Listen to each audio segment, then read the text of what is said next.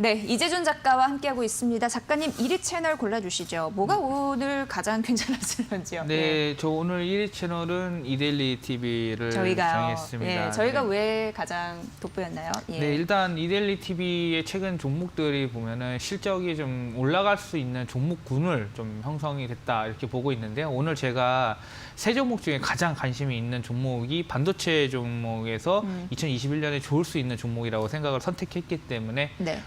일단 이데일리 TV를 선정을 했습니다. 네, 뭔지 알 것 같네요. 네. S 시작하는 그 종목이 아닐까 이런 생각이 네네네. 듭니다. 자, 이제 4일 채널은요? 4위 채널 오늘은 네. 매일경제를 했습니다. 아, 예. 왜 뭐가 좀 부족했을까요? 뭐 매일경제에서 뭐 종목에 대한 부분들이 뭐 크게 이슈가 될 만한 것들은 없는 것 같아서 일단 그렇게 생각을 했고요. 뭐 전반적으로 대형주들 종목들도 많이 포착돼 있더라고요. 근데 저는 예. 이번에 대형주 쪽보다는 중소형주 위주의 종목군들을 일단은 좀 탑픽으로 좀 보려고 해서 일단은 그래서 4위 채널로 했습니다. 네, 특별한 게 없다. 그 이유를 예. 좀 말씀해 주셨습니다. 자, 이재준 작가님, 그럼 이 중에서 세 종목을 일단 가보도록 하겠습니다. 첫 번째 작가님의 관심들은요? 네, 첫 번째 종목은 진성 TC. 진성 TC. 예, 네. 이 SOC 인프라 관련 수혜 종목으로 알려져 맞습니다. 있죠. 예. 일단 실적 관련된 부분들 해서 지금 최근에 캐터필러 쪽과 3년간 약 3,500억짜리 초대형 공급 계약이 나타났습니다. 근데 이 공급 계약의 성격을 좀 살펴보면은 소형 건설 기계 중장 비용 부품과 모듈 쪽만 나왔어요. 근데 소형 건설 기계라는 성격이 있고요. 근데 중대형 건설 기계 쪽 관련된 부분이 내년에 발생할 가능성이 굉장히 높습니다. 근데 소형 건설 기계만 3,500억 나왔다는 측면에서 이 외에 추가적인 부분들이 확 늘어날 수 있다는 측면을 좀 좋게 봤고요. 공급 대상에서도 부품 항목들이 좀 많아졌습니다. 기존에는 롤러, 스프리켓, 아이들러 쪽 관련해서 부품을 납품하다가 내년부터 이제 트랙슈를 포함한 하부 주행체 모듈을 공급을 시작하기 때문에 이런 부분 관련해서 계약 규모가 증가할 것으로 좀 보고 있고요. 네. 원래는 기존의 캐터필러에 대한 매출 비중이 60에서 70%밖에 안 됐습니다. 근데 내년에 이 중대형 건설 기계 쪽 관련돼서 늘어나기 때문에 캐터필러 이 매출만 80% 이상 늘어날 것으로 해서 안정적인 캐시카우 역할을 할 수 있을 것이라고 보고 있고요. 그다음에 일단 코로나로 이연된 투자들이 재개를 하면서 대선 이후에 미국의 대규모 투자 관련된 인프라 투자가 확정적이기 때문에 이와 관련된 이슈가 있고요. 더불어서 바이든 관련해서 수소 관련 또 정책 수혜가 있거든요. 예, 예. 이 수소 관련 실적에 대한 부분들이 있는데 이 부분 관련해서는 현재 두산 퓨얼셀 쪽에 수소 관련 그 발전 부품을 공급을 하고 있습니다. 아, 그래요? 그런 부분들까지 같이 갖고 간다면은 이 바이든 정책 관련된 부분에서 모멘텀 형성과 내년에 공급 계약 부문에서 캐터필러 매출 증가에 대한 실적 모멘텀으로 보시면 좋을 것 같고요. 차트적으로 봤었을 때는 현재 61선의 현재 지지를 받고 있고요. 박스권의 이제 형태를 보이고 있습니다. 그렇기 때문에 현재 바닥을 2번 찍고 이제 세 번째 지지를 확인하러 가고 있거든요. 네, 네. 근데 세 번째 박스권에서 하단 부분이기 때문에 매수에 들어갈 수 있는 구간이다라고 생각을 하고 있고요. 전고점인 13,000원까지는 다시 한번 12,900원이죠. 2020년 고점 찍었을 때 12,900원 선까지는 재차 한번 트라이할 수 있다. 그래서 박스권 매매 전략을 좀 취하시면 좋을 것 같습니다. 네. 특히 이제 수소 관련 모멘텀, 뭐 수소 요것만 붙어도 정책 이런 게 딱 따라 붙잖아요. 근데 이제 뭐 변동성이 있었던 그런 부분을 잘 딛고 올라갈 수 있을지 여러분도 관심 있게 보시면 될 것 같고요. 매매 전략 참고해 보시면 또 될 것 같습니다. 자, 두 번째 관심 좀 가보도록 하겠습니다. 작가님. 네, 두 번째 종목은 5G 관련해서 R2 테크놀로지입니다. 네. 일단 한국경제TV의 관심주이네요. 예. R2 테크놀로지 말씀하시는 거죠? 예. 결론을 말씀드리면 2021년에 글로벌 5G 투자 재개 및 신규 고객 사업에 대한 매출 반영이 이제 발생할 것으로 보고 있는데요. 전반적으로 5G 관련된 종목들, 기업들은 이 통신사에서 이 투자 지연으로 인해서 실적이 반영이 되지 못했습니다. 또한 지금 현재 봤었을 때 그러한 부분들로 인해서 삼성전자 공급을 부족하게 되면서 실적이 타격을 받았습니다. 아렌투 테크놀로지가. 근데 아렌투 테크놀로지는 중국 고객 사양에 대한 주문 물량이 증가가 연간으로 봤었을 때 실적 부분을 상쇄한 부분들이 있을 것으로 보고 네. 있고요. 실적 부진에 대한 요인은 앞서 말씀드렸던 코로나19 영향으로 글로벌 5G 캐펙스 투자가 줄어들었다는 측면들 때문에 안 좋았다. 다만 2021년부터는 턴어라운드 가능성이 굉장히 높다고 보고 있고요. 3분기에 이 5G 기업 중에 에릭슨에 대해서도 벤더 등록 현재 진행 중인 것으로 있거든요. 그렇기 때문에 에릭슨 쪽 관련돼서 만약에 실적이 반영이 된다면 2021년에 추가적으로 더해질 수 있다라고 보고 있고요. 그렇기 때문에 전반적으로 봤었을 때는 2021년에는 올해보다 훨씬 더 좋은 해가 될 것이다. 올해 워낙 투자 지연에 대한 부분들이 이연 효과가 발생할 것이다 보고 있기 때문에요.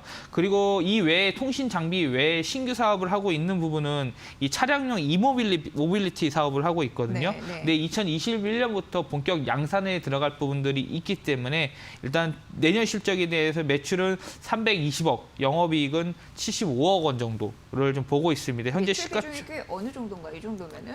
현재 시가총액이 1,000억 정도밖에 안 돼요. 네. 그 부분밖에 안 되기 때문에 현재 이 정도의 매출을 봤었을 때는 워낙 이제 성장주의 밸류를 5G이기 때문에 많이 봤거든요. 예. 그렇기 때문에 한 30배 정도의 그래도 꽤 되는 거네요. 신규 사업인데. 네, 그렇기 때문에 이 정도에 좀 줄 수 있다 보고 있고요. 차트적으로 보면은 일단 추세 자체는 그 저점 자체는 2020년 3월 달부터 높아지고 있고 고점은 현재 낮아지고 있습니다.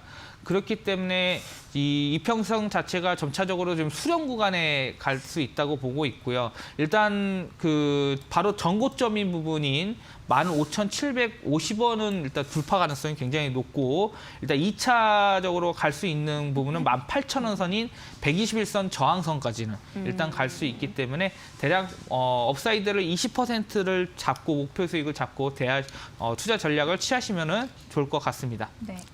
자, 지금 15,250원. 어제 좀 가파르게 튀었네요. 7.45% 강세. 예, 오늘도 좀 상승폭을 좀 이어가고 있는 상황입니다. 매매 전략 참고해 보시면 될 것 같아요. 아렌투 테크놀로지였습니다. 3분기 실적 부진했지만 앞으로 달라질 수 있는 요인이 있습니다. 네. 신규 성장 동력 이 부분도 꼭 챙겨보시기 바랄게요.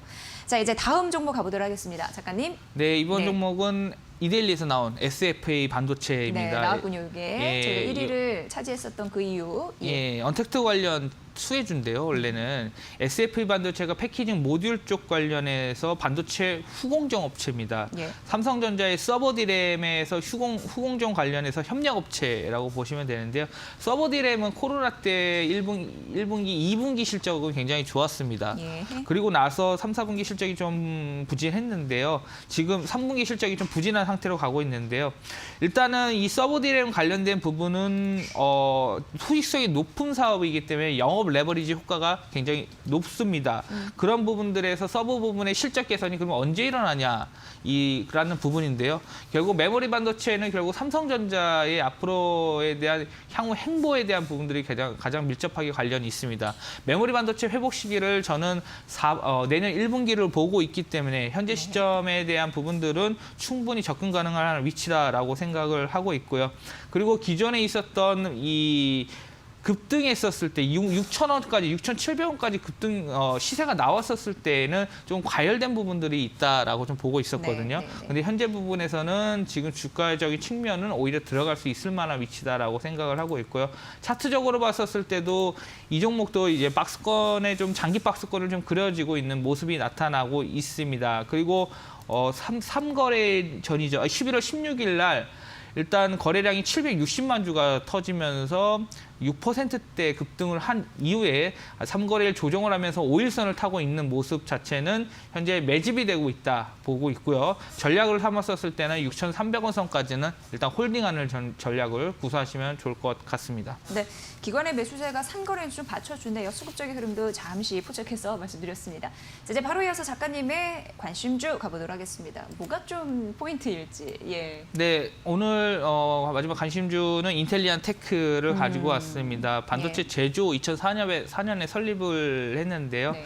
2019년 기준으로 봤을 때 매출 비중은 해상용 위성통신, 위성방송통신 쪽에 매출 비중이 83%입니다. 이 종목을 보통 이제 우주 관련해서 우주 위성 쪽 관련된 부분으로 해서 테마를 많이 형성을 시켰었거든요. 예, 예. 근데 매출 비중을 봤을 때는 해상용 위성 안테나 비중이 굉장히 높습니다. 실적적인 측면이죠. 그쪽인가 보죠. 예, 그렇게 보시면 될 것 같고요.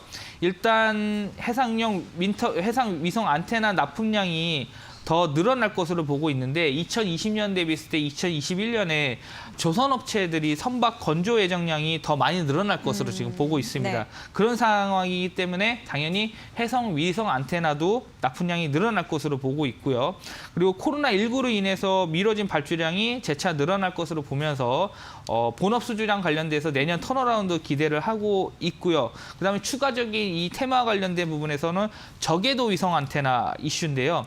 원앱이랑 스페이스X 관련된 프로젝트 이슈가 나오면 이 종목이 변동성이 크게 올라가는 부분들이 있습니다. 저궤도 위성통신 관련해서 지금 사업자 경우 초기 승인 이후 6년 이내 50%의 위성을 쏘아 올려야 됩니다. 그렇기 네. 때문에 관련해서는 안테나 설치도 반드시 필수 가결적인 부분들이 있습니다. 그러한 부분들로 추가적인 매출도 발생할 수 있다 보시면 될 것 같고요. 네. 결국 매수가는 31,000원 선 말씀 현재 구간이고요. 목표가는 41,000원, 손절가 25,000원 제시해드리도록 하겠습니다. 네, 오늘의 관심주는 인텔리안 테크입니다. 목표가 41,000원까지도 부지런히 올라갈 수 있을지 보시기 바라겠습니다. 자, 오늘 이 시간 이재준 작가와 함께했습니다. 고맙습니다.